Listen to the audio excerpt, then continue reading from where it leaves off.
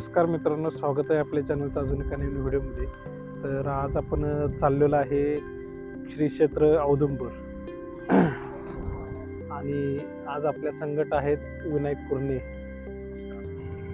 तुंगाचा परिसर आहे. तुंगातून औदुंबरकडे जात असताना हा ब्रिज आहे. या साईडला कृष्णा नदी आहे. मस्त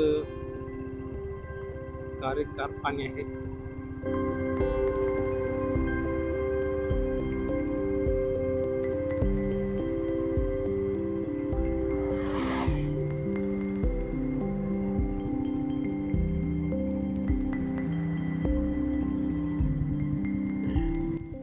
जर असताना झेंडावाची या साईडला पाहतो एकदम छान पद्धतीने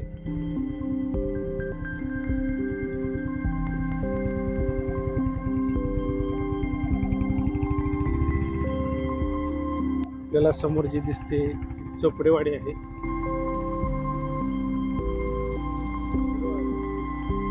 या साईडला चोपडे वगैरे तिथे कसली भारी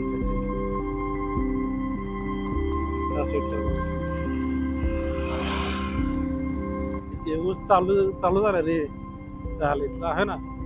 ते लोक हे काय घाट भरल्या केळीची बाग आहे इकडं.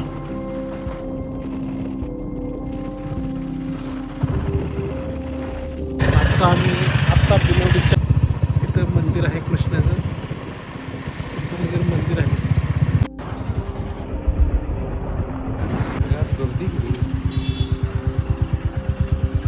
श्री क्षेत्र दत्त देवस्थान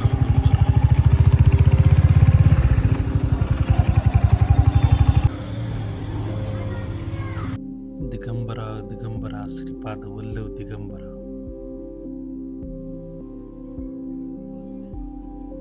मगरीच मगर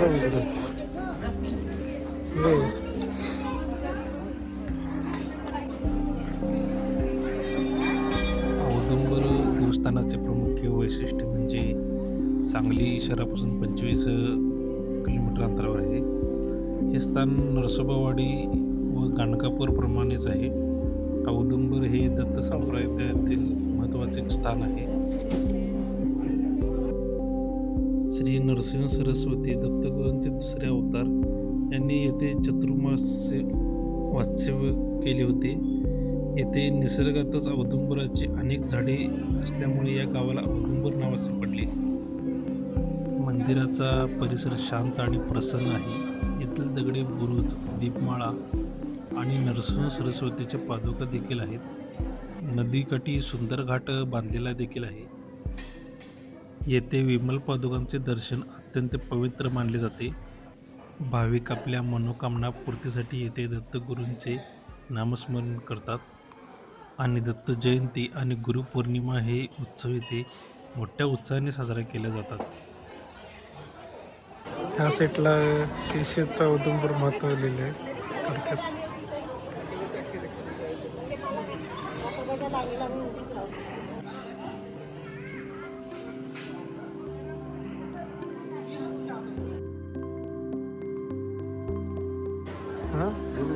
इकडं अन्नक्षेत्र आहे वरती. हा प्रसाद असते.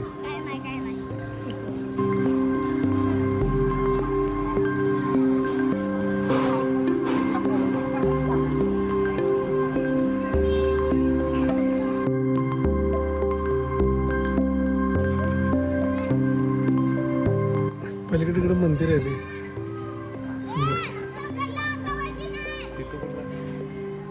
भुवनेश्वर देवीचं मंदिर आहे इकडं. ह्या बोटीतनं जाता येते. ह्या बोटीतनं तिकडे भुवनेश्वर मंदिर देवाच्या इथं जाता येते.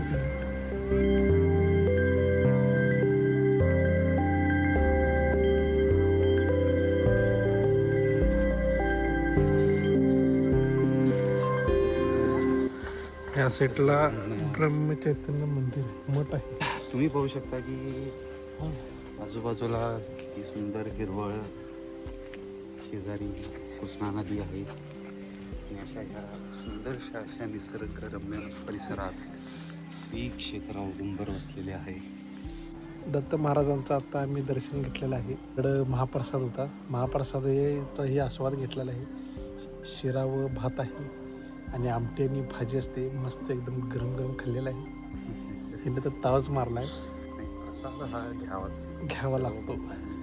आणि इथलं जी मंदिर व्यवस्थापन आहे ती पूर्ण अशी व्यवस्था केलेली आहे की कोणीही उपाशी जाणार नाही. जाणार नाही असं. त्यामुळं आणि एकदम सात्विक असा प्रसाद आहे. आपण चला तर आता पुढचं दर्शन घेऊ इथल्या मंदिरातलं दुसऱ्या देवाचं, ब्रह्मानंद मठ औदुंबर. ॲडजस्ट होऊन गेलं. हे असं उपयोगी कचरा ती माणसाची निशाणी. ते निशाणच झाल्या कचरा. कचरा आहे तिथं माणूस आहे. माणूस जनावर कधी कचरा करायला इकडे वरती आहे रे, इथं वरती दिसायला नाही. ईश्वर महादेव प्रसन्न.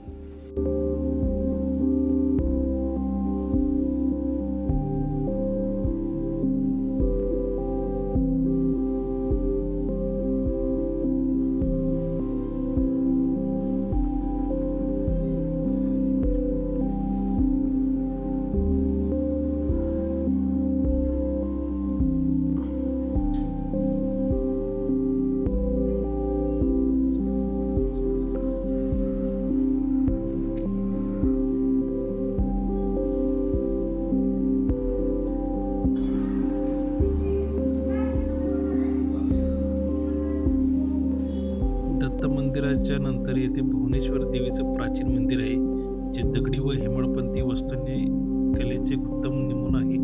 तर आता आम्ही गुरुदेव दत्तांचं दर्शन घेतलेलं आहे आणि आता आम्ही चाललेलो आहे भुवनेश्वर देवीचं मंदिराचं दर्शन घ्यायला. चला मंदिर पाहू कसं आहे.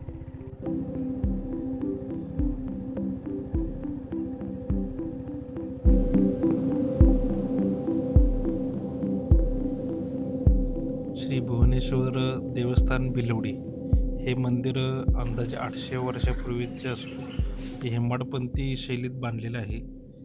मंदिराला भव्य आवार भिंत आहे.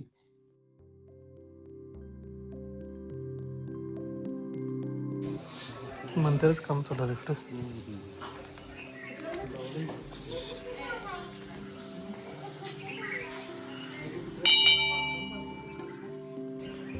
नांदेव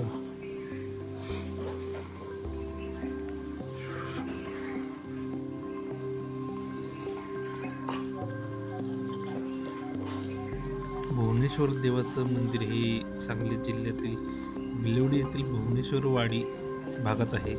पवित्र कृष्णा नदीच्या काठावर वसलेलं आहे आणि इथे या साईडला मंदिराचं काम चालू आहे. या मंदिराबद्दल आख्यायिके सांगितली जाते. पौराणिक कथेनुसार एक मंदबुद्धीचा मुलगा येथे आपली जीभ कापून वाहण्यासाठी आला होता. तेव्हा देवीने त्याला औदुंबर नरसिंह सरस्वती स्वामी येथे जाऊन दर्शन घेण्याची आज्ञा दिली आणि नरसिंह स्वामींकडून त्याला ज्ञानप्राप्ती झाली. महिलांनी कुंकू करावे.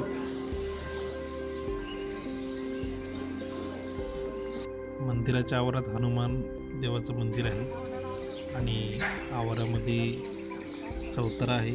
चौताऱ्याच्या समोर बरोबर दीपस्तंभ आहेत वरती दोन आणि परिसर शांत आहे. आणि मंदिराच्या आवारात कालभैरवाचे देखील मंदिर आहे.